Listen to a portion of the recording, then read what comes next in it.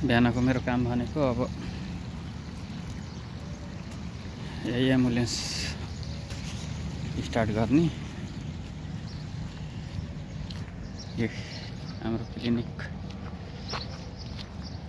सुतेको होला त्यो रुममा। म चाहिँ अब यो एम्बुलेन्स एकचोटि स्टार्ट गर्ने।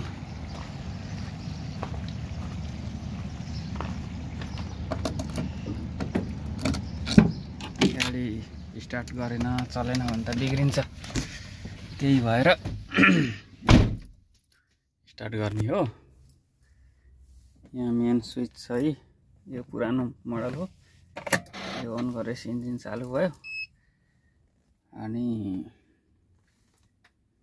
एकछिन स्टार्ट गरेर राख्ने।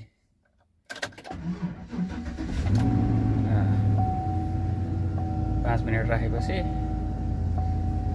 ड्युटी सक्यो। स्टार्ट गरेर राखेपछि यसमा साइन गर्ने हो सबै पेपरमा। दिनदिनैको हाजिर लगाउने। हेर्न त कसैले हेर्दैन, हेरिहाल्यो भने 8वटा पेपर छ नि, सबैमा टिक लगाउने, साइन गर्ने।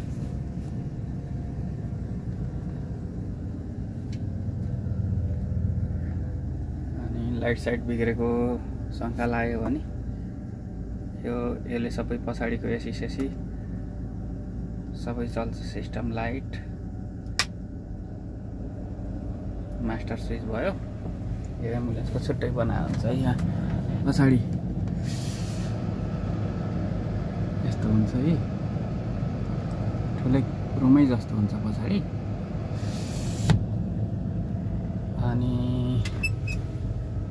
यिनीहरू माथिको लाइटहरू हो। एम्बुलेन्सले माथि झिलिझिलीले बालेर हिँड्ने।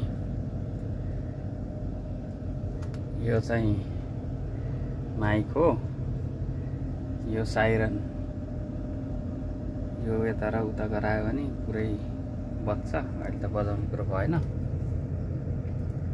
लाइट बलेको छैन, हेरौँ। लाइट बलेको छ, अहिले घामले टल्केर देखिँदैन।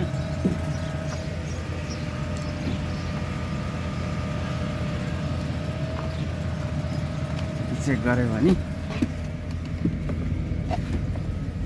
ड्युटी सक्यो।